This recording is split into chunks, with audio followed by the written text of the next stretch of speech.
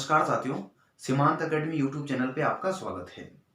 आज का टॉपिक संधि है और संधि के ऊपर चर्चा करेंगे कि संधि के अंतर्गत हमने क्या क्या बातें समझनी है, क्या क्या बातें ध्यान रखनी है।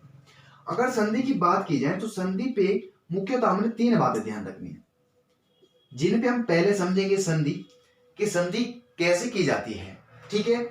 और दूसरी बात क्या ध्यान रखेंगे कि जो संधि है इसके अंतर्गत संधि विच्छेद की प्रक्रिया किस प्रकार से रहती है। और जो तीसरी बात है वो है पहचान, कि संधि पहचान कैसे की जाती है। अगर हम ये तीनों टॉपिक अच्छे से समझ लेते हैं बेसिक से, तब हमारा संधि का टॉपिक क्लियर हो जाता है, एक अच्छी पकड़ बन जाती है।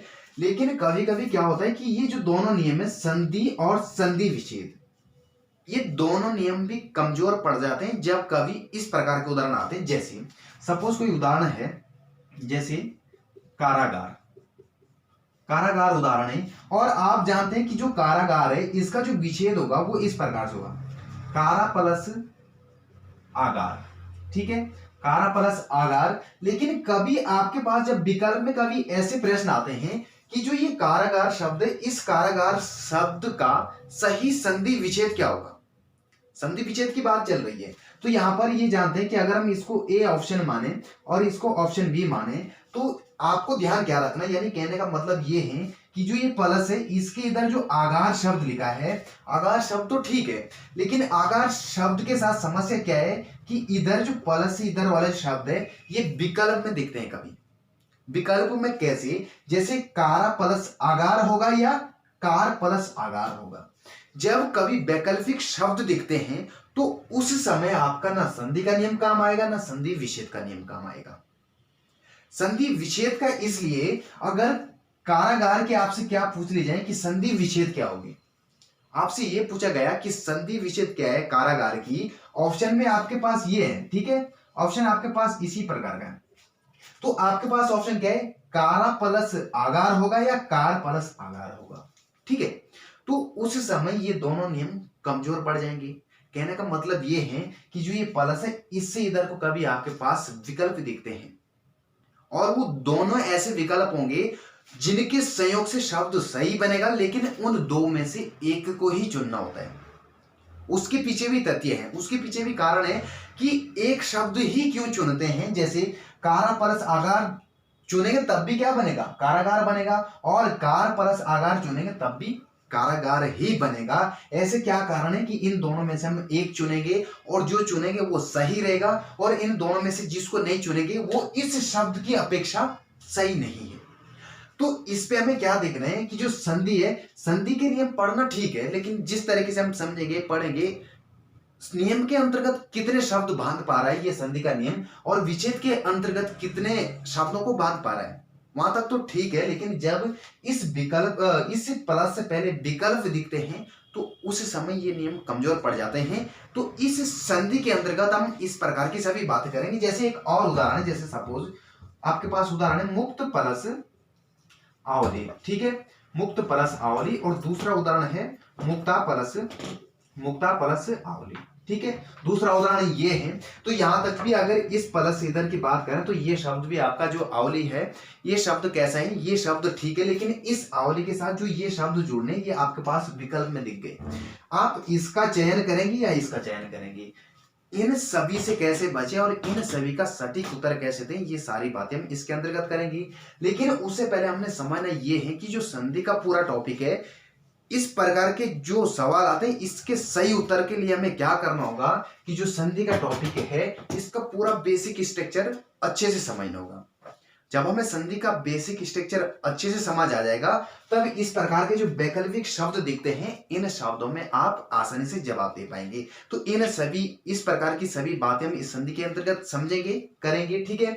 तो पहले हम ये देखते हैं कि जो संधि है, संधि पे आपको मुख्य रूप से क्या बातें ध्यान रखनी है। तो आप जानते हैं जो संधि है, संधि का अर्थ क्या होता है, समझौता भी एक संधि का अर्थ होता है, ठीक है, समझौता होता है, या दो लोगों के बीच जो समझौता किया जाता है उसको क्या बोला जाता है, संधि बोला जाता है।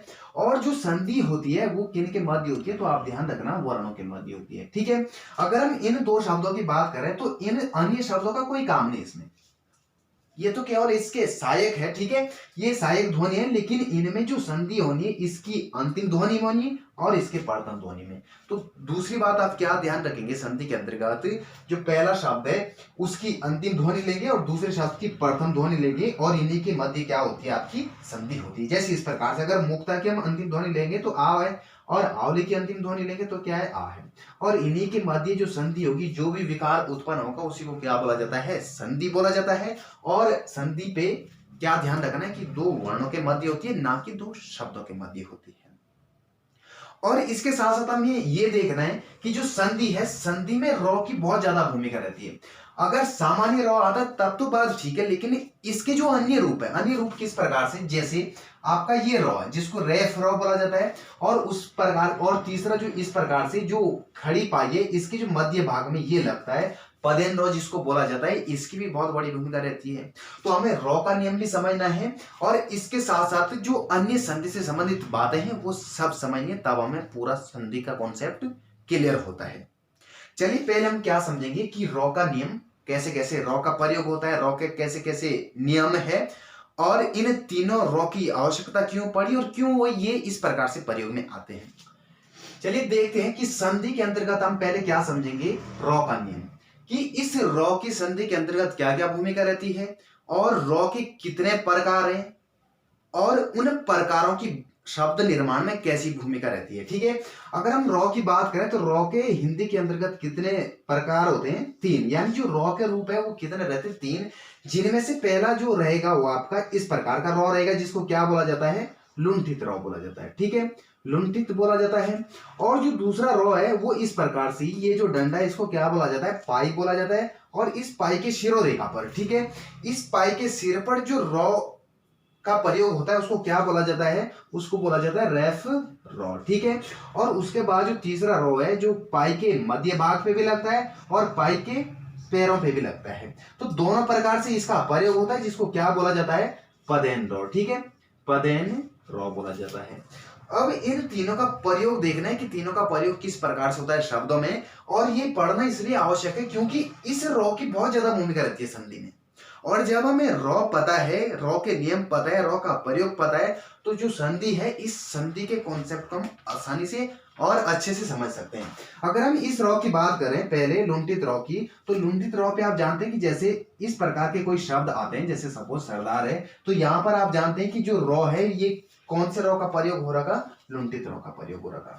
लेकिन ये क्यों हो रहा है इसका, इस रॉ का प्रयोग, तो यहाँ पर आप एक चीज ध्यान रखना कि जो रॉ है इससे पहले भी जो सौ आ रखा ये भी कैसा है, ये भी पूरा है, और रॉ के बाद जो दो आ रखा ये भी कैसा है, ये भी पूरा है, और खुद रॉ भी कैसा आ रखा, पूरा आ रखा। जब इस प्रकार की परिस्थितियां रहती है रॉ के पास कि उससे पहले कोई भी व्यंजन है वो भी पूरा है और उसके बाद कोई भी व्यंजन है वो भी पूरा है और खुद भी रॉ पूरा है, अर्थात स्वर सहित है, तब हम लुंठित रॉ का प्रयोग करते हैं। और जो ये रेफ वाला रॉ है, जैसे सपोज दर्पण, ठीक है, दर्पण इस प्रकार का जो शब्द लिखा गया है इस पे आप जानते हैं कि रेफ रॉ का प्रयोग हुआ है, यानी दो के ऊपर जो रॉ चला गया, ये इसके ऊपर क्यों लग रहा है, ऐसे क्या कारण है कि इस रॉ को इसके शिरोरेखा के ऊपर जाना पड़ा। ठीक है, तो हम पहले क्या देखेंगे कि जो ये दर्पण है इसका हमने क्या करना है, पहले विच्छेद करना है। जैसे दो प्लस औ प्लस रॉ प्लस दो प्लस, ठीक है, ये इस शब्द का वर्ण विच्छेद है। वर्ण विच्छेद आप सभी जानते हैं कि जिन ध्वनियों से किसी शब्द का निर्माण होता है और उन ध्वनियों को जब अलग अलग तोड़ दी जाती है तो उसे क्या बोला जाता है, वर्ण विच्छेद बोला जाता है। हमने क्या समझना है, रेफ रॉ समझना है। ठीक है, जो रॉ ऊपर जा रखा है तो आप ध्यान कहां पर देंगे, इस रॉ के ऊपर देंगे। इस रॉ पे आप देख पा रहे होंगे कि जो ये रॉ है, रॉ से पहले जो पौ आ रखा है ये कैसा है, स्वर के साथ है, इसके साथ स्वर भी है, और जब इसके साथ स्वर है तो ये पौ को क्या कर देता है, पूरा कर देता है, यानी इस व्यंजन को पूरा कर देता है। और रॉ के बाद जो दो आ रखा है ये भी कैसा है, स्वर के साथ आ रखा, लेकिन रॉ ऐसी ध्वनि है जो अभी स्वर रहित है, अर्थात जिसके साथ कोई भी स्वर नहीं है। जब इसके पास स्वर नहीं होता तो इसकी शर्त क्या रहती है कि मेरे पास कोई स्वर नहीं है, तब ये अपना जो प्रयोग देता है वो किस में देता है, ठीक आने वाले जो व्यंजन है उसके जो ठीक बाद आएगा व्यंजन उसके सिर पर बैठ जाता है, यानी उसके सिर पर प्रयुक्त तो होता है। ये रॉ की क्या कमी है कि इसके पास अभी कोई भी स्वर नहीं है, ये आधा है। और जब आधा होता है तो इस प्रकार से जो ये रॉ है इसका जो उच्चारण है ये इसके मध्य है, यानी प और दो के मध्य है, जबकि देखने में हमें ऐसा लगता है कि दो के बाद होगा। जैसे जो दर्पण लिखा है, दर्पण शब्द इस रॉ का जो स्थान है ये बीच में है यहाँ पर, लेकिन कारण क्या है कि इसे ऊपर जाना पड़ा, उसका सिर्फ एक कारण है, इसके पास स्वर नहीं है। बस इतना ध्यान रखना है इसका। अब समझते हैं पदेन रॉ। पदेन रॉ में आप देखते हैं कि जैसे इस प्रकार के जो शब्द रहते हैं, जैसे ट्रक, इस शब्द में अभी किसका प्रयोग हुआ है, पदेन रॉ का प्रयोग। और वो इस प्रकार से कि हमें इसको समझने के लिए क्या करना पड़ेगा, हमें इसका विच्छेद करना पड़ेगा। जैसे टॉ, रॉ प्लस ऑ प्लस क प्लस औ। अब देखना ये है कि जो रॉ है, रॉ के साथ अभी क्या आ रखा, स्वर आ रखा।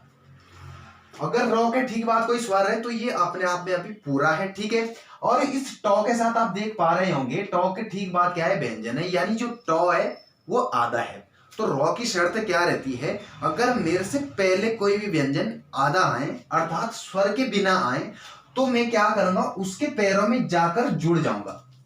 अगर इसके पास खड़ी पाई होती इस प्रकार सी और ये टॉ इस पर बना होता तब ये मध्य भाग पे जुड़ता, लेकिन इसके पास ये पाई भी नहीं है, यानी ये क्या है, आधे पाई वाला है, इस प्रकार से आधे पाई वाला है, इसलिए इस रॉ को मजबूरन यहां पर जुड़ना पड़ा। अब यहां से हमें समझना ये है कि जब इस रॉ का प्रयोग इस टॉ में इस प्रकार से हुआ तो जो ये स्वर है ये स्वर कहां लगेगा, इसके अंतर्गत लगेगा, ठीक है। वो ऐसे अगर हम टॉ की बात करें तो ये तो रॉ जुड़ गया, ये इसीलिए यहां जुड़ा क्योंकि इसके पास स्वर नहीं है। और जो ये डंडा है ये क्या है, इसका हलंत है। तो आप ध्यान रखना, जो ये इस प्रकार से बनता है जिसका प्रयोग किस में हो रखा, ट्रक वाले शब्द में हो रखा। तो यहां पर आप ध्यान देना कि एक तो इसमें रॉ है, कौन सा रॉ है, पदेन रॉ है, और दूसरा इसमें क्या है, हलंत है, ठीक है। दूसरा इसके अंतर्गत किसका प्रयोग हुआ है, हलंत का। तो ये आपका रॉ नहीं बल्कि एक इसमें रॉ रहता है, एक इसमें हलंत रहता है। और जब ये दोनों इस प्रकार से मिलते हैं तो इनका रूप इस प्रकार से रहता है। रॉ कोई चार नहीं होते, रॉ कितने रहते हैं, तीन रहते हैं। तो इस प्रकार के बहुत सारे, जैसे अंतरराष्ट्रीय रहता है आपका, बहुत सारे शब्द होते हैं जिनमें आपको इस प्रकार से इस रॉ के साथ हलंत का प्रयोग देखने को मिलता है। तो ये तो थे रॉ के नियम। अब इसके बाद हमने क्या समझना है कि जो संधि है, संधि के अंतर्गत हम कैसे कैसे पढ़ेंगे, संधि के कितने भेद हैं और स्वर संधि के कितने भेद हैं। चलिए देखते हैं संधि के अंतर्गत। अगर संधि की बात की जाए तो संधि पे आप जानते हैं, संधि का मतलब आप सभी समझते हैं कि संधि का अर्थ क्या रहता है। संधि वर्णों के मध्य होती है, शब्दों के मध्य होती है, ठीक है। लेकिन ध्यान क्या रखना है कि जो संधि के भेद है वो कितने रहते हैं, तीन रहते हैं, जिनमें पहली रहेगी आपकी स्वर संधि, ठीक है, स्वर संधि रहेगी, दूसरी रहेगी व्यंजन संधि, और तीसरी रहेगी विसर्ग संधि, तीसरी रहेगी विसर्ग संधि। और इनके अंतर्गत हमने समझना क्या है कि पहले हम स्वर संधि को जानेंगे कि स्वर संधि में किस प्रकार से ध्वनियों की संधि होती है, किस प्रकार से ध्वनियों का मिलाप होता है, और व्यंजन संधि को जानेंगे और विसर्ग संधि को जानेंगे। लेकिन मैं आपको एक बात बता दूं कि जो आपका वीडियो का सिलेबस जारी करा है उन पे इन संधि को नहीं दिया, इसलिए हम इन दो संधि को नहीं पढ़ेंगे, किसी और दिन पढ़ेंगे। आज का जो हमारा मुख्य टॉपिक रहेगा वो स्वर संधि रहेगा। और स्वर संधि के अंतर्गत आप जानते हैं कि जो ये निशान रहता है जिसको क्या बोला जाता है, जमा का निशान बोला जाता है। वैसे तो परस का निशान बोलते हैं, लेकिन हिंदी के अंतर्गत इसको हम क्या बोलते हैं, जमा का निशान बोलते हैं। अगर स्वर संधि के अंतर्गत देखें तो इस साइड भी क्या रहेंगे, आपके स्वर रहेंगे, और इधर भी आपके क्या रहेंगे, स्वर रहेंगे। और जब इन दोनों का मिलाप होगा, इस प्रकार की प्रक्रिया को क्या बोलते हैं, स्वर संधि बोलते हैं। अब जो स्वर संधि है, स्वर संधि के अंतर्गत भी अलग अलग टाइप से, यानी जो स्वर संधि है, स्वर संधि के अंतर्गत आपको 5 भेद देखने को मिलते हैं कि 5 प्रकार है स्वर संधि की, जिनमें से पहली रहेगी आपकी दीर्घ स्वर संधि। पहली कौन सी रहेगी, दीर्घ स्वर संधि। और दूसरी रहेगी गुण स्वर संधि। तीसरी रहेगी वृद्धि स्वर संधि। चौथी है यण स्वर संधि, और पांचवी अयादी स्वर संधि। और हमने पढ़नी क्या है, पहले हम जो आज के टॉपिक में डिस्कस करेंगे वो करेंगे दीर्घ स्वर संधि के अंतर्गत, कि इनके अंतर्गत हमने क्या क्या बातें पढ़नी है, संधि कैसे करते हैं, संधि विच्छेद कैसे करते हैं, और जो वैकल्पिक शब्द दिखते हैं उन शब्दों पे जवाब कैसे देना है, उन शब्दों से कैसे बचें। तो हम डिस्कस करेंगे दीर्घ स्वर संधि की। चलिए बात करते हैं पहले टाइप्स में। दीर्घ स्वर संधि, संधि के अंतर्गत पहले पढ़ेंगे हम दीर्घ स्वर संधि, और दीर्घ स्वर संधि पे आप जानते हैं आ, ई और बड़ा ऊ, इन तीन ध्वनियों के मध्य क्या होती है, दीर्घ स्वर संधि होती है। अब हम इसके अंतर्गत क्या समझेंगे कि जो ये प्लस का निशान है, इसके इधर कोई एक शब्द रहेगा और इधर आपके पास कभी विकल्प के लिए दो शब्द मिल जाते हैं। जैसे यहां पर शब्द है आगार और इधर है कार या कार। इन दो में से हम कैसे चुनेंगे, इसके लिए एक सही शब्द। कार प्लस आगार जोड़ेंगे तब भी कारागार बनेगा, कार प्लस आगार जोड़ेंगे तब भी कारागार बनेगा, लेकिन इन दोनों में से केवल एक को ही चुनना है, एक इनमें से गलत है। जब इस प्रकार के वैकल्पिक शब्द दिखते हैं तो इन शब्दों का उत्तर सही से कैसे दें, तो उसके लिए हम पहले नियम जानेंगे और नियम के बाद इस प्रकार के उदाहरण क्लियर करेंगे। पहले हम नियम पढ़ेंगे आ वाला, कि इस आ का निर्माण किन किन ध्वनि से हुआ है। जैसे अ प्लस अ क्या बन जाएगा, आपका आ बन जाएगा, और आ प्लस आ से भी मिलकर क्या बनेगा, आ बनेगा। आ प्लस ओ से मिलकर क्या बनता है, आ बनता है। यहां तक तो ठीक है। अब यहां पर हमने समझना ये है कि जो इस प्रकार के उदाहरण है इसके जवाब कैसे दे पाए। तो यहां पर आप सभी जानते हैं कि आगार किसको बोला जाता है, कमरे को बोला जाता है, कमरे को बोला जाता है। तो यहां पर जब वैकल्पिक शब्द दिखते हैं इस प्रकार के, तो उसके लिए बचने का सबसे अच्छा तरीका यह है कि जो शब्द आपके पास आए हैं उस शब्द का आपको अर्थ भी आना चाहिए, और अर्थ तब आएगा जब आपका शब्दकोश अच्छा होगा। शब्दकोश आपने अच्छे से पढ़ा है तब आप शब्दों के अर्थ भी आसानी से पहचान पाएंगे।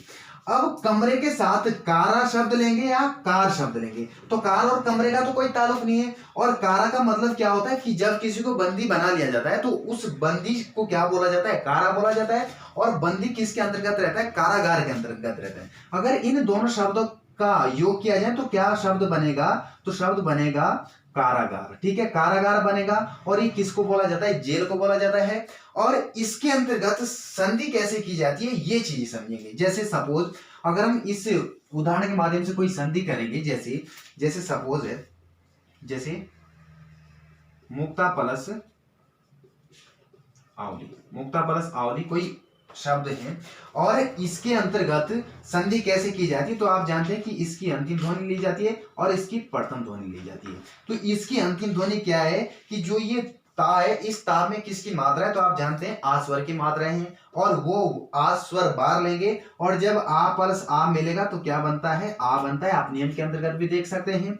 और इसके बाद क्या करना होता है कि जो ये शब्द है, इस शब्द में जो बचे हुए शब्दांश हैं उनको हम नीचे लिख देंगे, जैसे मुक्त, इस प्रकार से। ठीक है, इस तौ पे हलंत इसलिए लगा क्योंकि इसकी मात्रा का प्रयोग किस में हो रखा, संधि में हो रखा, और यहाँ पर जो शब्दांश बचे वो क्या बचा, वली बच रखा। और जब इसको हम पूरा जोड़ देंगे तो क्या बन जाएगा, मुक्तावली। तो क्या बन जाएगा, मुक्तावली बन जाएगा। इस प्रकार की प्रक्रिया को क्या बोला जाता है, संधि बोला जाता है। लेकिन यहां पर भी अगर आपके पास वैकल्पिक शब्द दिख जाए, सपोज आपसे पूछा ये है कि जो मुक्तावली शब्द है, इस मुक्तावली शब्द का सही संधि विच्छेद क्या होगा, संधि विच्छेद की बात की जाए, और आपके पास शब्द क्या है, जैसे शब्द है मुक्त प्लस आवली। ठीक है, और इसी के साथ जो दूसरा शब्द है वो क्या है, मुक्ता प्लस आवली। ठीक है, यहां तक तो ठीक है। यहां पर आवली होगा, इस पर भी आवली लेंगे, लेकिन यहां पर जो वैकल्पिक शब्द है जैसे मुक्त और मुक्ता, यानी समस्या इस वाले साइड है।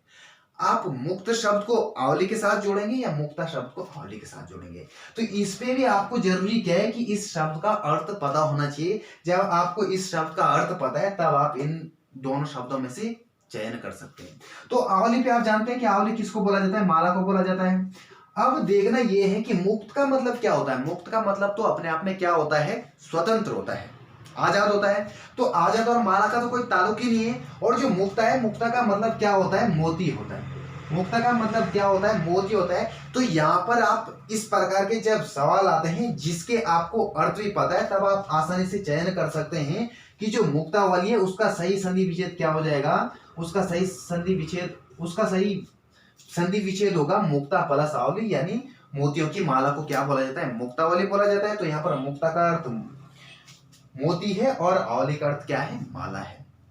बस बचना किससे कि जब वैकल्पिक शब्द दिखते हैं उन वैकल्पिक शब्दों से आप कैसे बचें। अब इसके बाद देखते हैं ई का नियम। ई के नियम के अंतर्गत हमने कैसे कैसे संधि समझनी, कैसे कैसे संधि से बचना है जब कभी वैकल्पिक शब्द दिखते हैं। अब इसके बाद देखते हैं ई का नियम कि ई के नियम में किस प्रकार की प्रक्रिया है संधि करने की और संधि विच्छेद करने की। अगर ई के नियम की बात करें तो ई पे आप जानते हैं कि छोटी ई और छोटी ई जब मिलेगी तो क्या बनेगी, बड़ी ई बनेगी। और बड़ी ई के साथ बड़ी ई मिला दिया जाए तब भी बड़ी ई बनेगी। और बड़ी ई प्लस छोटी ई मिले तब भी क्या बनेगा, बड़ी ई ही बनेगा। अब हम इस नियम को जानेंगे उदाहरण के माध्यम से। जैसे गिरी प्लस ईश, ठीक है। तो यहां पर आप जानते हैं कि जो पहला शब्द है इसकी अंतिम ध्वनि क्या है, छोटी ई है। और इस शब्द की प्रथम ध्वनि क्या है, बड़ी ई है, ठीक है। तो छोटी ई और बड़ी ई क्या बन जाती है, बड़ी ई बन जाती है, ठीक है। तो यहाँ पर छोटी ई प्लस बड़ी ई क्या बन जाएगी, बड़ी ई बन जाएगी। अब अन्य शब्दांश क्या बचे, जैसे गिर प्लस शौ बन जाएगा।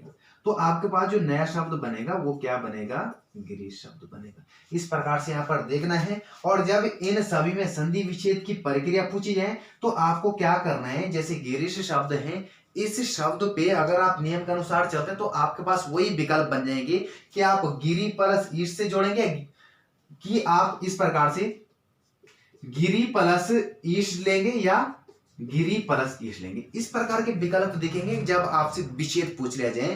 तो जब विकल्प दिखते हैं और उन विकल्पों से आपको बचना है तो उसके लिए क्या करना है कि जो गिरीश शब्द है, गिरीश शब्द पे आप क्या करना है कि दो सार्थक खंडों में तोड़ेंगे। और सार्थक खंड तभी पता चलेंगे जब आपको शब्द के अर्थ पता है। गिरी का अर्थ क्या होता है, ईश का अर्थ क्या होता है, जब इस प्रकार के शब्दों के मीनिंग पता होगा तब आप आसानी से सार्थक खंडों में तोड़ पाएंगे और संधि विच्छेद कर पाएंगे।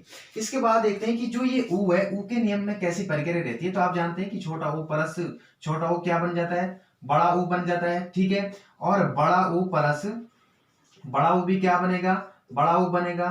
बड़ा ऊ प्लस छोटा ऊ भी क्या बनेगा, आपका बड़ा ऊ बनेगा। और इनके अंतर्गत जो उदाहरण है वो किस प्रकार से, जैसे सपोज भानु प्लस उदय, भानु प्लस उदय एक उदाहरण है। और इस पे आप जानते हैं कि नू पे जो ऊ की मात्रा है वो कौन सा ऊ है, छोटा ऊ। और यहाँ पर उदय पे कौन सा है, छोटा ऊ, ठीक है। छोटा ऊ और छोटा ऊ क्या बनता है, बड़ा ऊ बनता है। अब क्या करना है कि जो इनके शब्दांश है इनको जोड़ेंगे, इनको नीचे लेंगे जैसे भान, इस प्रकार से। और यहाँ पर क्या है, केवल दाय है।